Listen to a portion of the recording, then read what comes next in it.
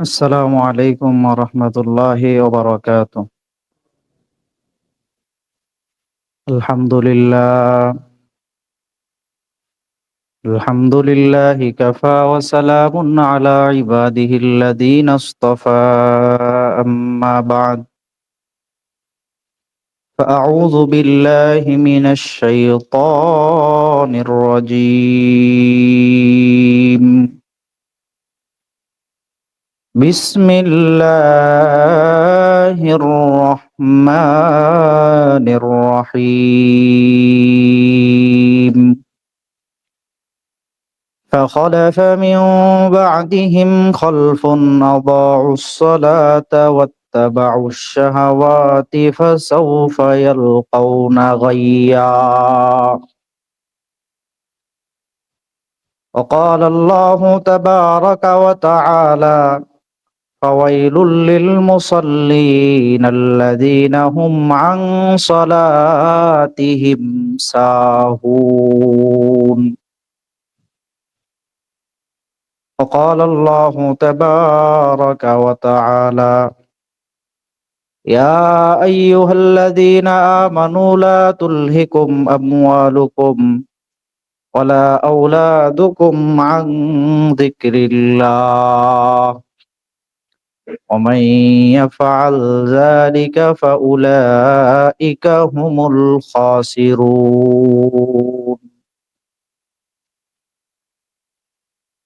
وقال سيدنا رسول الله صلى الله عليه وسلم: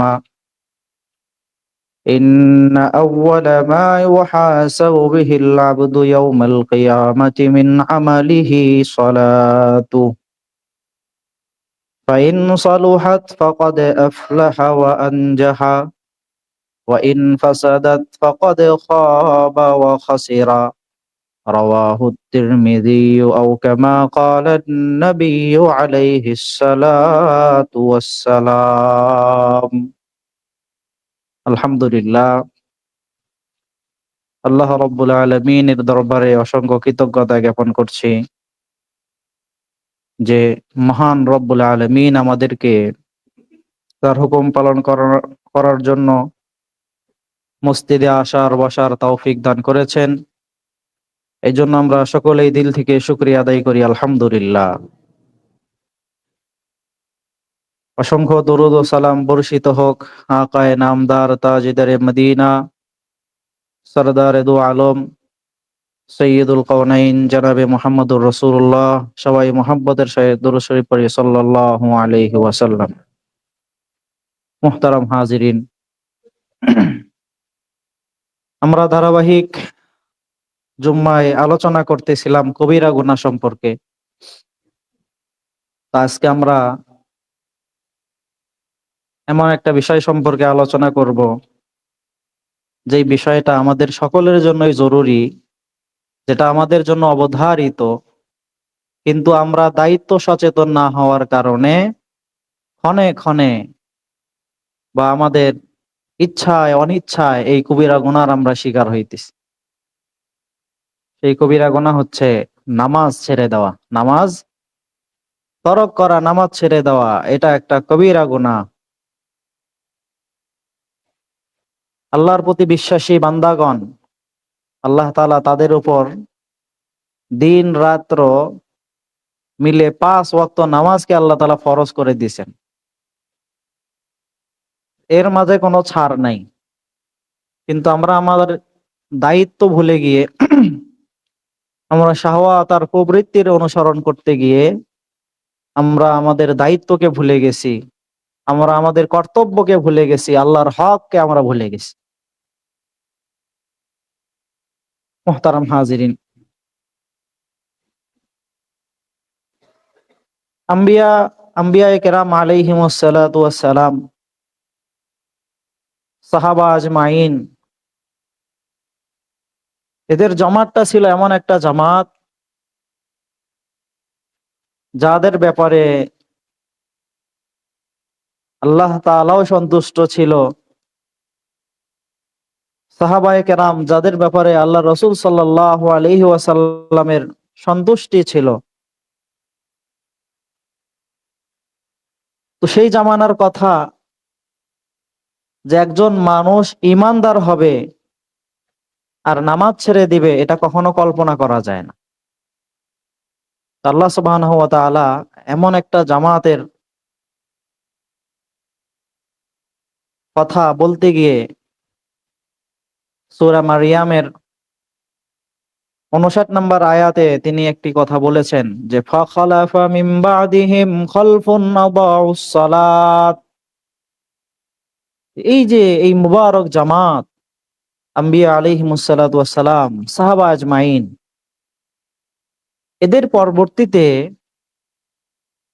এমন একটা জামাত আসবে যারা আদাউস সালাত, যারা নামাজকে বিনষ্ট করবে, ওয়াত্তাবাউশ শাহাওয়াতি, এবং তারা প্রবৃত্তির অনুসরণ করবে, ফাসাউফা ইয়ালকাউনা গাইয়্যা, ফলাফল হিসেবে আল্লাহ সুবহানাহু ওয়া তাআলা এদেরকে অচিরেই গাই নামক জাহান্নামে তাদেরকে নিক্ষেপ করবেন। নাউজুবিল্লাহ। মুহতারাম হাজিরিন, আদাউস সালাত এর অর্থ হচ্ছে নামাজ বিনষ্ট করা, নামাজ ছেড়ে দেওয়া না, মানে সময় মতো নামাজ আদায় না করা, জামাতের সহিত নামাজ আদায় না করা, বা সময় যাওয়ার পরে নামাজ পড়া, এটাকে বলে নামাজ বিনষ্ট করা, এটাকে ছেড়ে দেওয়া বলে না। তো আল্লাহ সুবহানাহু ওয়া তাআলা নামাজ ছেড়ে দেওয়া নয়, বরং নামাজকে তার সময়ের সূচি পরিবর্তন করে একটু এদিক সেদিক করে পড়াকে, এটাকে বলছেন নামাজকে বিনষ্ট করার কথা। এর শাস্তি হিসেবে আল্লাহ তাআলা যে যতগুলো জাহান্নাম আছে, জাহান্নামের বিভিন্ন নাম আছে, তার মধ্যে একটা জাহান্নামের নাম হচ্ছে গাই। এই গাই নামক জাহান্নামে আল্লাহ তাআলা এদেরকে নিক্ষেপ করবে। অন্য আয়াতের মাঝে আল্লাহ তাআলা বলেন ফাওয়াইলুল লিল মুসাল্লিন আল্লাযীনা হুম আন সালাতিহিম সাহুন। ওই সকল নামাজীদের জন্য দুর্ভোগ বা দুর্ভাগ্য ওই সকল নামাজীদের জন্য যারা তাদের নামাজের ব্যাপারে উদাসীন। মুহতারাম হাজিরিন, এখানে একটু বোঝার বিষয় আছে। আল্লাহ সুবহানাহু ওয়া তাআলা বলছেন আল্লাযীনা হুম আন সালাতিহিম, যে তারা যাদের নামাজের ব্যাপারে উদাসীন, এমন নয় যে নামাজের মধ্যে উদাসীন। নামাজের ব্যাপারে, নামাজ পড়বে কি পড়বে না, সময় মতো নামাজে যাবে কি যাবে না, এই ব্যাপারে যারা দায়িত্ব সচেতন নয়, যারা উদাসীন, এদের ব্যাপারে আল্লাহ সুবহানাহু ওয়া তাআলা বলছেন এদের জন্য অতি দুর্ভোগ। অনেক মুফাসসিরিনে কেরাম বলছেন যে ওয়াইলুন, এটা মূলত এটাও একটা জাহান্নামের নাম। যারা নামাজের ব্যাপারে উদাসীনতার পরিচয় দেয়, আল্লাহ তাআলা এদেরকে ওয়াইল নামক জাহান্নামে নিক্ষেপ করবে। অন্য আয়াতের মাঝে আল্লাহ তাআলা বলেন ইয়া আইয়ুহাল্লাযীনা আমানু লা তুলহিকুম আমওয়ালুকুম ওয়ালা আওলাদুকুম আন যিকরিল্লাহ। হে ঈমানদারগণ, তোমাদেরকে যেন তোমাদের সন্তান সন্ততি, তোমাদের ধন সম্পদ আল্লাহর জিকির হইতে গাফেল না করে দেয়। ওয়ামান ইয়াফআল যালিকা ফাউলাইকা হুমুল খাসিরুন। যে সন্তান সন্ততির মহব্বতে, সন্তানের মহব্বতে যারা আল্লাহ তাআলার জিকিরকে ভুলে যাবে, আল্লাহ সুবহানাহু ওয়া তাআলা বলেন তারাই হচ্ছে দুনিয়ার সবচাইতে ক্ষতিগ্রস্ত বান্দা। কেমন ক্ষতিগ্রস্ত দেখেন, আল্লাহ সুবহানাহু ওয়া তাআলা সূরা মুত্তাসিরের আয়াতের মাঝে বলতেছেন, জাহান্নামীরা যখন জাহান্নামে নিক্ষিপ্ত হবে, যখন তারা চলে যাবে, তো জান্নাত থেকে জান্নাতীরা এই জাহান্নামীদেরকে জিজ্ঞাসা করবে, মা সালাকাকুম ফি সাকার। সাকার এটাও একটা জাহান্নামের নাম। তো তাদেরকে জিজ্ঞাসা করা হবে, আরে তোমাদেরকে কোন জিনিস তোমাদেরকে এই জাহান্নামে পৌঁছায়া দিল। তো দেখেন কেমন ক্ষতিগ্রস্ত, তাদের প্রথম উত্তরটাই হবে এমন, ক্বালু লাম নাকু মিনাল মুসাল্লিন, যে আমাদেরকে জাহান্নামে যাওয়ার জন্য যেই বিষয়টা আমাদের ক্ষেত্রে সবচাইতে বেশি কাজ করেছে, সেটা হচ্ছে আমরা নামাজি বান্দা ছিলাম না। ওয়ালাম নাকুনু তুইমুল মিসকিন, আমরা অভাবগ্রস্তদেরকে আহার্য দিতাম না, খাবার দিতাম না। ওয়া কুন্না নাখুদু মাআল খাইদিন, আর একটা অভ্যাস ছিল, আমরা সমালোচকদের সাথে যোগ দিয়ে শুধু মানুষের সমালোচনা করে যাইতাম। ওয়া কুন্না নুকাদ্দিবু বিয়াউমিদ্দিন হাত্তা আতানাল ইয়াকিন।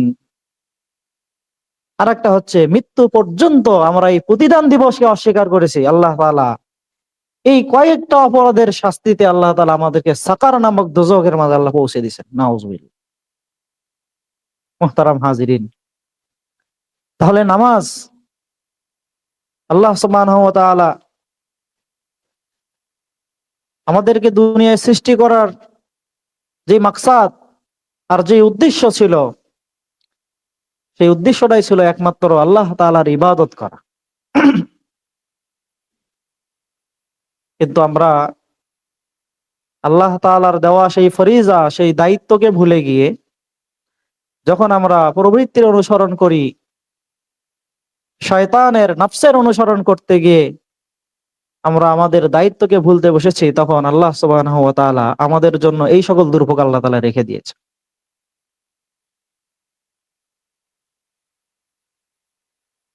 আল্লাহ রাসূল সাল্লাল্লাহু আলাইহি ওয়াসাল্লাম তিনি হাদিসের মাঝে একটা কথা স্পষ্ট করে বলেছেন। দেখেন কথাটা কত বড়, শুনতে অনেক সহজ শোনা যায়, কিন্তু একটু চিন্তা করে দেখার বিষয় যে এই কথাটা কোথায় গিয়ে পৌঁছে যায়। আমরা যদি আমাদের প্রত্যেকের ক্ষেত্রে এই কথাটাকে নিয়ে একটু চিন্তা করি, তাহলে আমরা বুঝতে পারবো যে আপনার আমাদের স্তর কোথায় আছে। আল্লাহ রাসূল সাল্লাল্লাহু আলাইহি ওয়াসাল্লাম তিরমিজি শরীফের হাদিসে বলেন, আল আহদুল্লাযী বাইনানা ওয়া বাইনাহুম আস-সালাত ফামান তারাকাহা ফাকাদ কাফার। যে আমাদের মুসলিম এবং অমুসলিম এদের মাঝে পার্থক্য করার একটা অঙ্গীকার আছে, এদের মাঝে পার্থক্য করার একটা অঙ্গীকার, সেটা হচ্ছে নামাজ।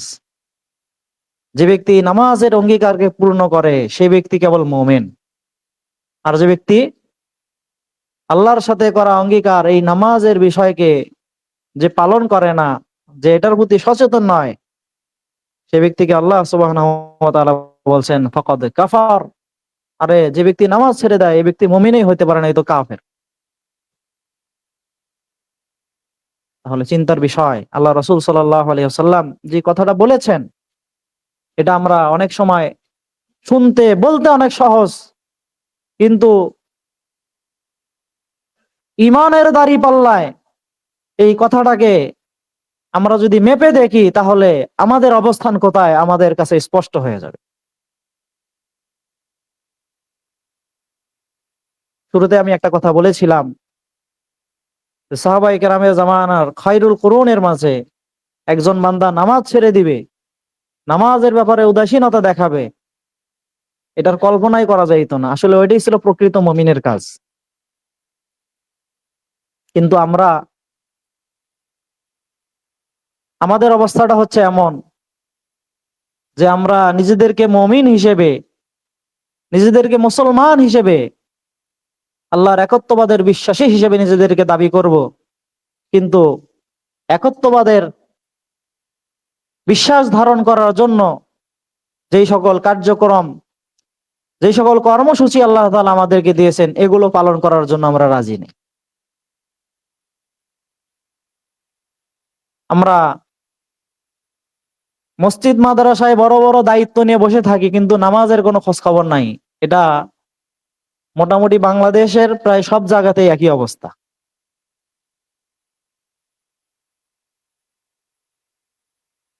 মসজিদের পাশে আমাদের বাড়ি, 5 ওয়াক্ত নামাজে মুয়াজ্জিনের আল্লাহু আকবারের ধ্বনি আমাদের কানে যায়, কিন্তু নামাজে আসার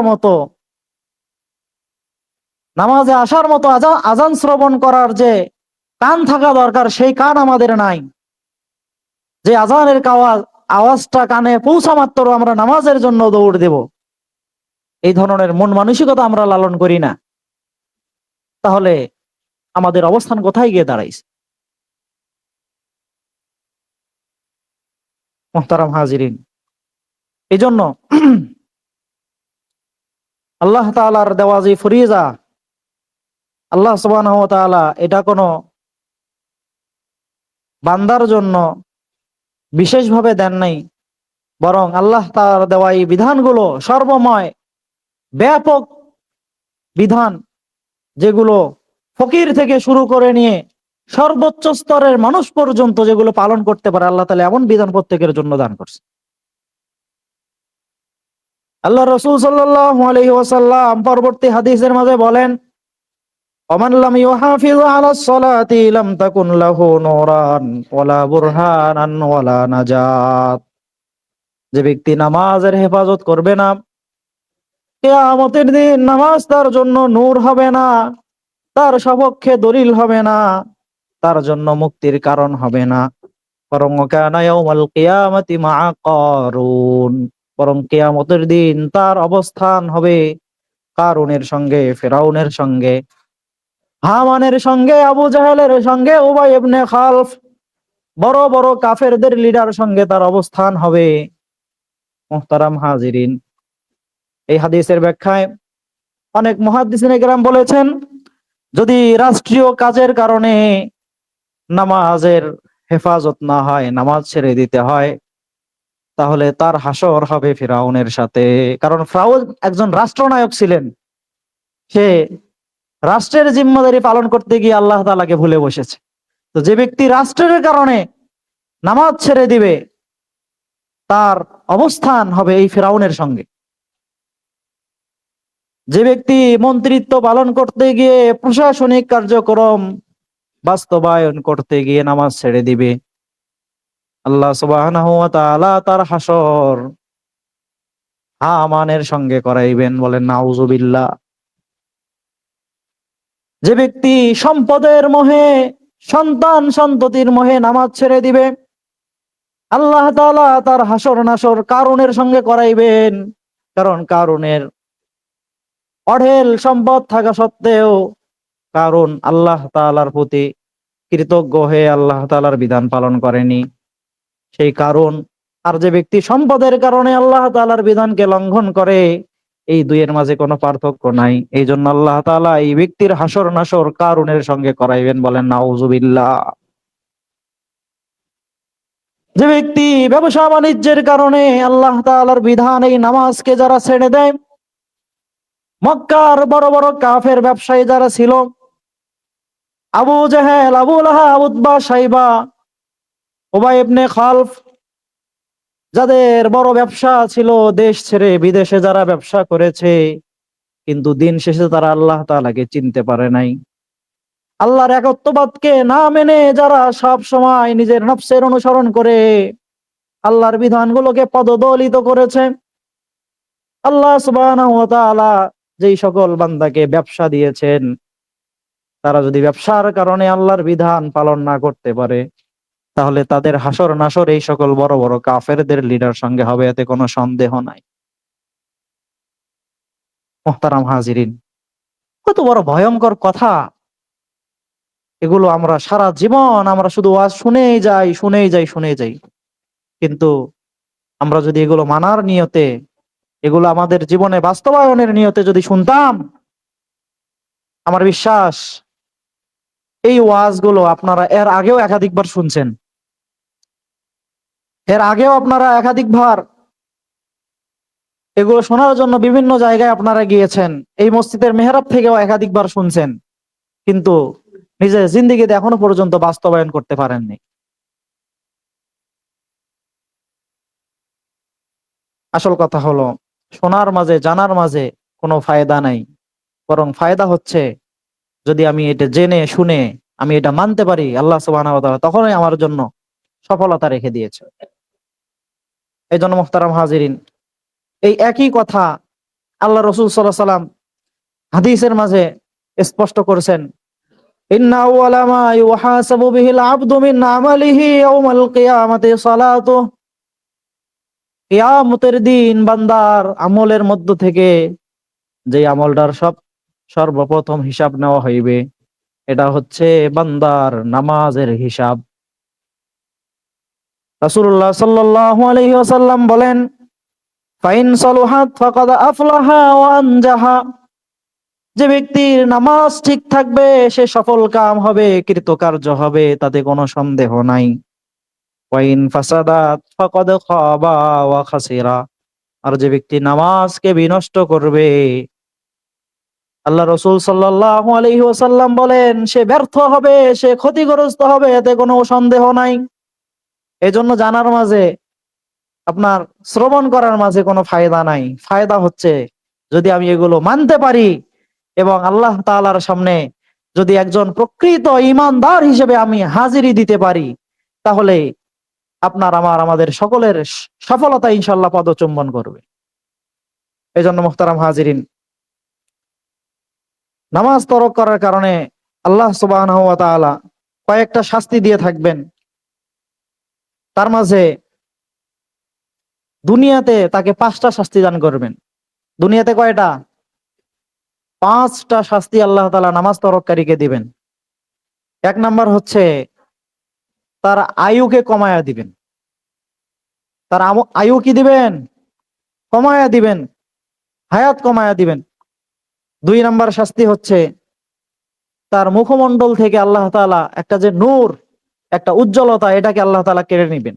দেখবেন নামাজি বান্দাদের চেহারা এক ধরনের একটা নূর থাকে। যত কালো বান্দাই হোক, এই যদি 5 ওয়াক্ত নামাজ পড়ে, ওর চেহারা দেখার সঙ্গে মনে হয় যে না, তার চেহারার মধ্যে একটা কি আছে? নূর আছে। আল্লাহ তাআলা একটা নূর রেখে দিয়েছে। হাদিসের মাঝে এই কথা আসছে, ওয়াশশিরিল মাশাইনা ফি যুলামি ইলাল মাসাজিদি বিন-নূরি তামি ইয়াউমাল কিয়ামা। হে নবী, আপনি ওই সকল বান্দাদেরকে সুসংবাদ দান করেন যারা অন্ধকারে নামাজ পড়ার জন্য মসজিদে যায়, এই অন্ধকার কিয়ামতের দিন তাদের জন্য একটা নূরে পরিণত হবে। বলেন সুবহানাল্লাহ। তাহলে নামাজ পড়ার কারণে চেহারা এক ধরনের নূর আসে।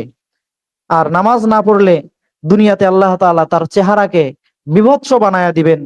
তিন তিন নাম্বার, নামাজ যদি না পড়ে সে যত নেক আমলই করুক না কেন, এর কোনো প্রতিদান সে আল্লাহ তাআলার কাছে পাবে না। 4 নাম্বার হচ্ছে তার কোনো দোয়া আল্লাহ তাআলার কাছে পর্যন্ত পৌঁছবে না। 5 নাম্বার, নেককারের দোয়ায় তার কোনো প্রাপ্য থাকবে না। হুজুর দিয়ে দোয়া করাই নেবেন বাড়িতে দাওয়াত দিয়া, আর আপনাদের দোয়া কবুল হয়ে যাবে, অসম্ভব। যদি নিজে নামাজ না পড়েন, তাহলে এই হুজুরের দোয়া আসমানের দরজা পর্যন্ত পৌঁছবে না। দুনিয়াতে হচ্ছে এই 5টা শাস্তি। 3টা শাস্তি দিবেন আল্লাহ তাআলা মৃত্যুর সময়। এগুলো বিভিন্ন হাদিস থেকে বের করা, আমি সংক্ষেপে বলতেছি। মৃত্যুর সময় আল্লাহ তাআলা 3টা শাস্তি দান করবেন। 1 নাম্বার, সে অপমানিত হয়ে মারা যাবে, লাঞ্ছিত হয়ে মারা যাবে।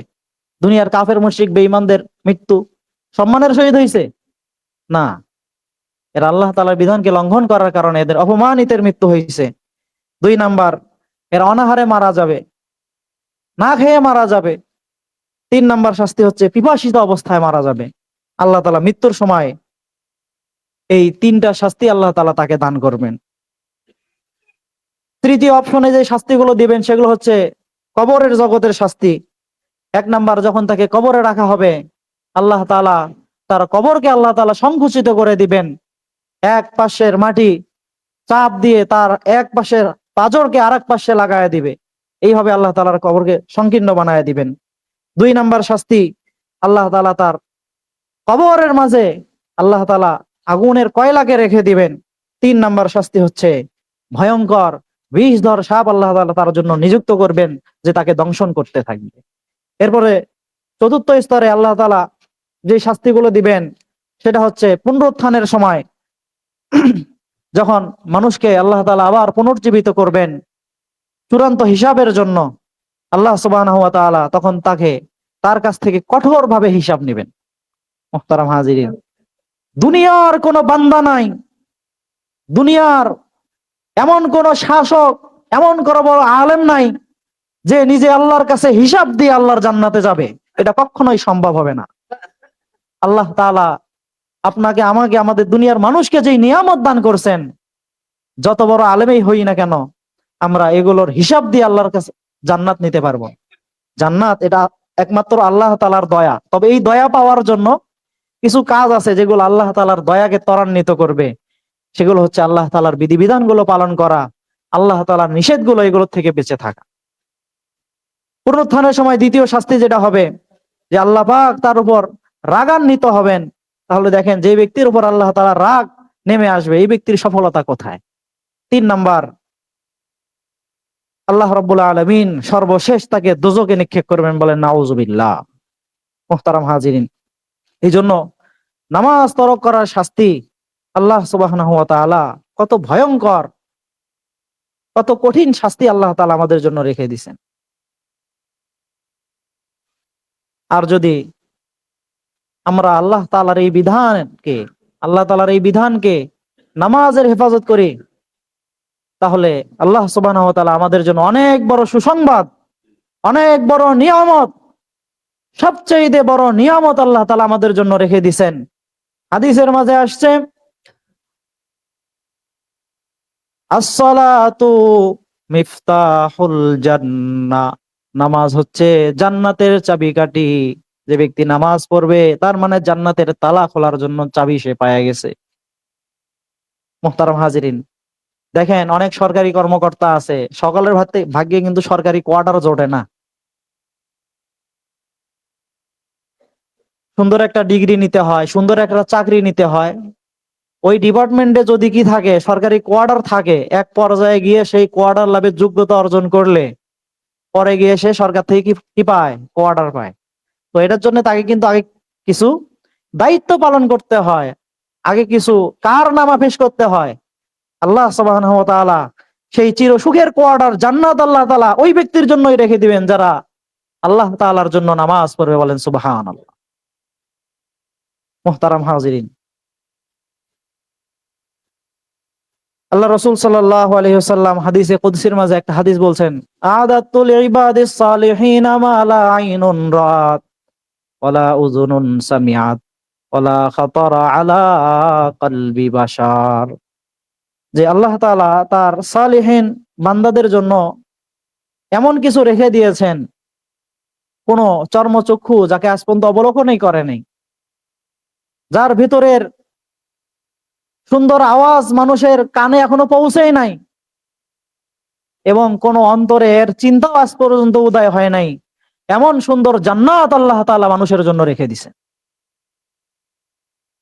হযরতে মূসা আলাইহিস সালাতু ওয়াস সালামের দরবারে একজন মহিলা এসে বললেন, ওগো আল্লাহর নবী মূসা, আমি একটি অপরাধ করেছি, আমার অপরাধ করার পরে আল্লাহর কাছে তওবাও করেছি, সুতরাং আপনি আমার জন্য দোয়া করেন, আল্লাহ তাআলা যেন আমাকে মাফ করে দেয়, আমার তওবাকে কবুল করে নেয়।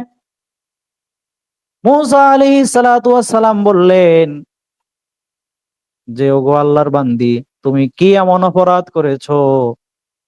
প্রত্যুত্তরে বলল, আমি জিনা করেছি, জিনার মাধ্যমে একটা অবৈধ সন্তান জন্ম দিয়ে তাকে হত্যা করেছি, এরপরে তওবা করছি। মূসা আলাইহিস সালাতু ওয়াস সালাম বললেন, দ্রুত তুমি আমার দরবার ত্যাগ করো, কারণ তোমার এই অপরাধের শাস্তি, আল্লাহ না করুন যদি তুমি এখানে থাকো, হয়তোবা তোমার এই অপরাধের শাস্তিতে আমরাও গ্রেফতার হইতে পারি।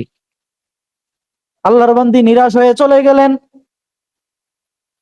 এরপরে জিবরাইল আমিন আলাইহিস সালাতু ওয়াস সালাম এসে বললেন, ওগো আল্লাহর নবী মূসা, আপনি আল্লাহর এই বান্দীকে কেন নিরাশ করে পাঠায়া দিলেন? সে তো আল্লাহর দরবারে তওবা করছে, তার চেয়ে বড় অপরাধী কি আপনার চোখে আর নাই নাকি? মূসা আলাইহিস সালাতু ওয়াস সালাম বললেন, যে জিনা করে অবৈধ সন্তান জন্ম দিয়ে তাকে হত্যা করেছে, আমার চোখে এর চেয়ে আর বড় অপরাধী আর কে হইতে পারে? জিবরিল আমিন আলাইহিস সালাতু ওয়াস সালাম বললেন, এই মহিলার চাইতেও বড় অপরাধে তারা লিপ্ত আছে, যারা তারিকুস সালাতি আমিদান মুতাআম্মিদা, যারা ইচ্ছাকৃতভাবে নামাজকে ছেড়ে দেয়, তারা এই মহিলার চাইতেও বড় অপরাধী।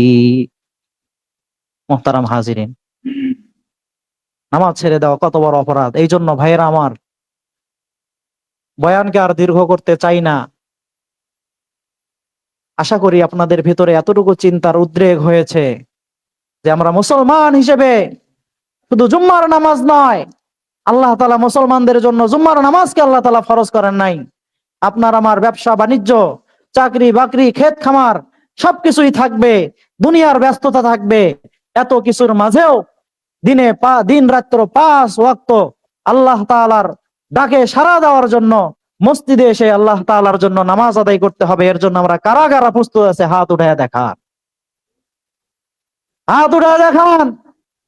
আল্লাহ সুবহানাহু ওয়া তাআলা আমাদের সবাইকে তার জন্য নামাজ পড়ার তৌফিক দান করেন।